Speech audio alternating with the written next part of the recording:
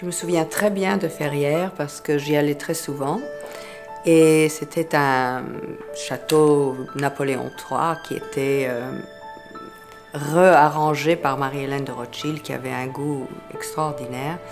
Donc c'était absolument somptueux. C'était, quand on arrivait à Ferrières, c'était vraiment comme rentrer dans cette époque, mais en plus luxueux encore, avec un goût très raffiné, parce qu'elle avait un goût très raffiné. C'était rentrer dans un film un peu viscontien en fait.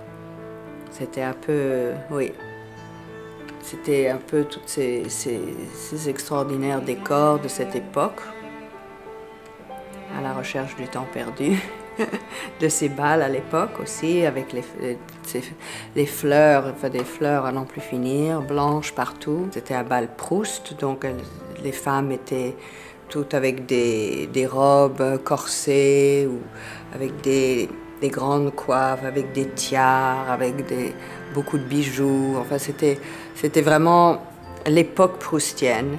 Et moi, par contre, je suis arrivée pas du tout habillée comme ça, parce que je venais de faire Mort à Venise et j'avais travaillé avec Piero Tosi. Et il m'a dit, écoute, tu vas pas aller comme tout le monde. Moi, je vais t'habiller en Marchesa Casati, qui est vraiment la fin de l'époque. Et la Marchesa Casati était la plus excentrique de toutes les femmes parce qu'elle était richissime, mariée à un Vénitien très riche, et elle ne faisait que créer des événements quand elle arrivait quelque part.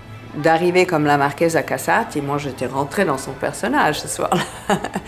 Je me sentais comme elle, je la connaissais pas, ma grand-mère l'a connue par contre.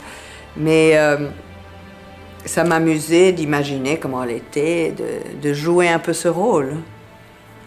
Il y avait Elizabeth Taylor et Richard Burton qui venaient souvent à Ferrières. Moi j'ai des souvenirs de week-end à Ferrières avec eux, très amoureux, dans des passions incroyables. Elle était toujours, moi je la connaissais bien, elle était une femme merveilleuse, Elizabeth Taylor, d'une gentillesse extrême, très douce. Et elle était magnifique ce soir-là, elle était toute habillée en blanc. Alexandre lui avait fait décorer une coiffure incroyable. Des diamants partout. Ouais, elle était toujours couverte des plus gros diamants du monde parce que Richard Burton adorait la couvrir de diamants.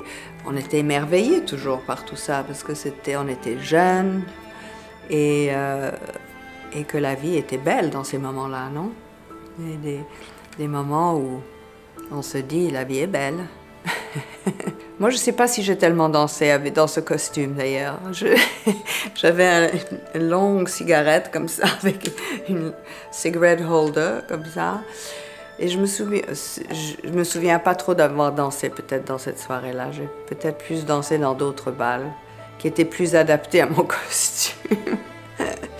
La Marchesa Casati, je crois pas qu'elle était tellement rock'n'roll.